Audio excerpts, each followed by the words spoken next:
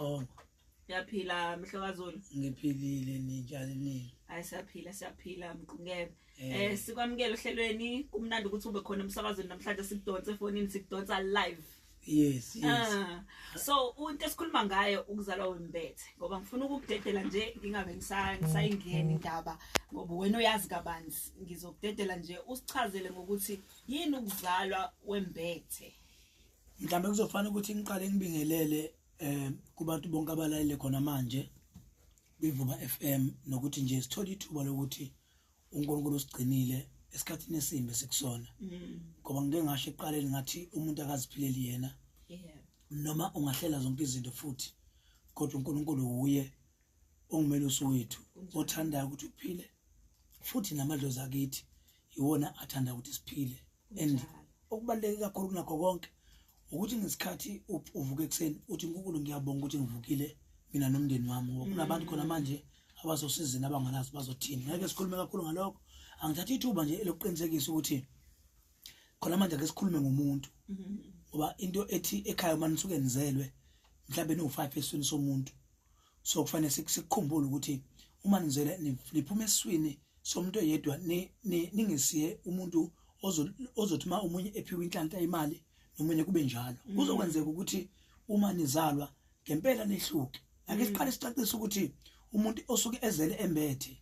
umuntu osuke ezelwe enenhlanhla yakhe kodwa futhi uma kuukuthi la ekhaya abantu abasuke bezalwa nabo lento yakhe ingazokhona ukuthi inakisiswe kahle ngendlela ingadala inkinga nakubona so ngamanye amazwi asike sikhuluma iqiniso lithi umuntu osuke ezele embethe umuntu osuke ephume nesibusiso umuntu osuke ephume nento engithi uya ecishe ayele kumuntu osuke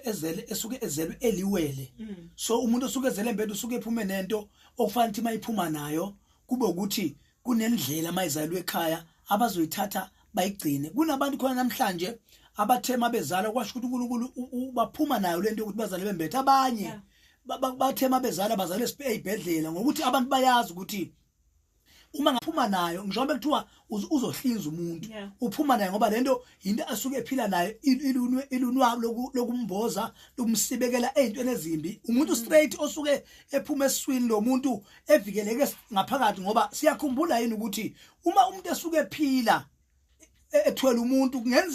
kungenzeka ukuthi uma ithakathwa noma kunabantu abezinto ezimbi kuye zikwazi uaffect umntwana engaphakathi kodwa umuntu osuke ezele embethe kuyenzeka ukuthi uma eseswini kuthakatha unina wakhe ingabikho into ethi angaphuma ngaleso sefungo ngoba ugubazelwe uma ke ephuma ngaphandle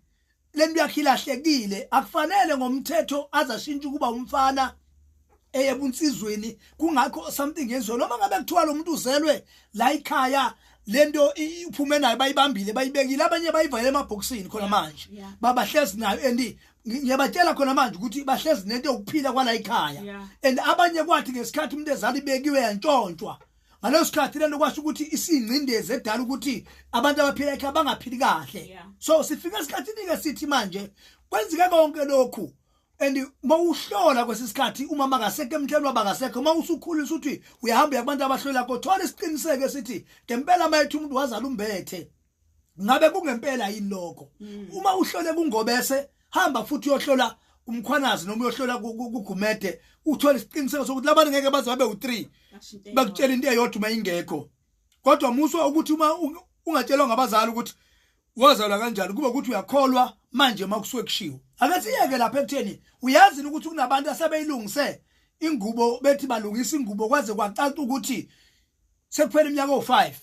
endomunye ihleze ekhaya akulungi endomunye usekhipha imbuzi zenziwa akulungi asibuyele kulento ethi uyazi ukuthi umuntu ozele embethe uma sekufanele ilungise into yakhe ngoba yonakala kufanele kuqale kwenziwe ukuthi umuntu uyahlanjwa ke kususwe lento yokuthi ngesikhathi letilahleka noma ingasenziwa ngendlela uyazi ukuthi imdalela inkinga angeke kube ukuthi uma uzoyithinta usuyilungisa noma ngabe ufika ngobese and asiqiniseke ukuthi uma ungobese ezoya uyokudirect ukuthi yenziwa njani and ngeke uzukwazi ukuyenzela kwangobese uma ngabe wena umkhize kufanele ukuthi senze sure ukuthi uyowenzela ekhaya kwamkhize ngoba into yala ekhaya akukwazi ukuthi uyenzele kwangobese ngoba ungobese lapha ngoba vele le into ethina amadlozi lele thinta inhlanhla okufanele mayiphila iyophila ekhaya uma ukuthi umuntu straight ke oqashile noma owafelwa ikhaya akube ukuthi umuntu okholwayo uma ukhonza bakwenzela isimiselelo straight ngeyibani esontweni kodwa mase kufanele iphelele umuntu olumuzi iyabuyiselwa state ekhaya ukuthi iyokwenziwa ngoba into yala ekhaya uma kuzokwenzeka ukuthi wena lenizokwenziwa kuwe ungakahlanjwa kanti sekunesikhathi eside ingenziwe ngeke ngachaza kade ngikhona ngathi kubantu ukugezwa kwabantu akufani uma uzogeza umuntu oshonele umuntu osuke kufanele kuvula inhlanhla akufani nomuntu osuke ebulele nomuntu osuke owashondwa indoda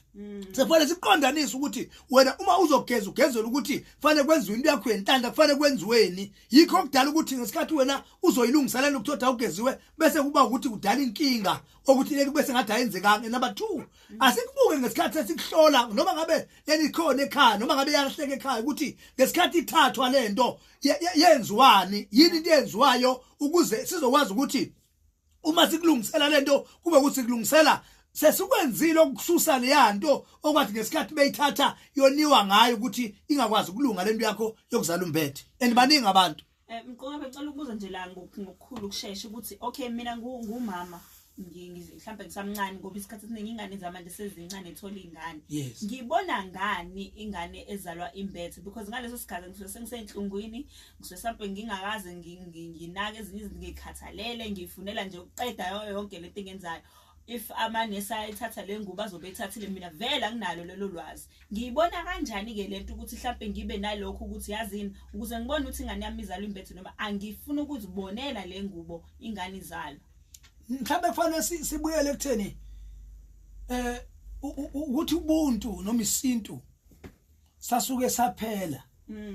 kwase kufizwe kwase kwenza ukuthi umuntu noma embabe nesibindi noma efike kufanele asize kwenza ngathi uyasiza kanti uyabulala ngoba fanele siqondise ukuthi uma uzozalwa noma uzokhulelwa bese uyateta kumsebenzi kaSister noma unesi ukubheka yonke into yomuntu ngoba sethembe yena ngaleso sikhathi uNkulunkulu ukhona kodwa usuke efana noNkulunkulu ngoba impilo yomuntu osuke ezobeletha isezaneni zakhe mhlambe kufanele sibuyele ekutheni lifile izwe ngoba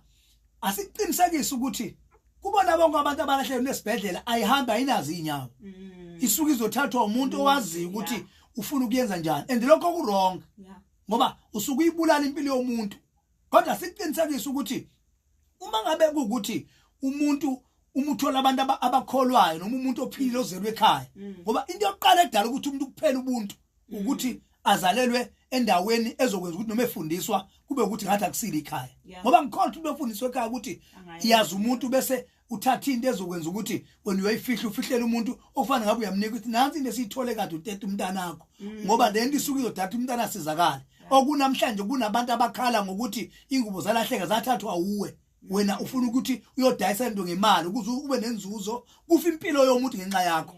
okay masibuya ke sobe sesithatha amanye ama questions bakhona nemibuzo noma okunye esingakhuluma kuningi kunombuzo nje kodwa ohlezi ngiwuzwa ngizokubuza nje mase sibuya ngoba ngempela uyangihlupha nawe mase ekhaya ufuna ukwazi sithinte ku 0659337172 makhona umbuzo onawo siphethe uDr Ngobese ezosichazela ngokuzalwa kwembethe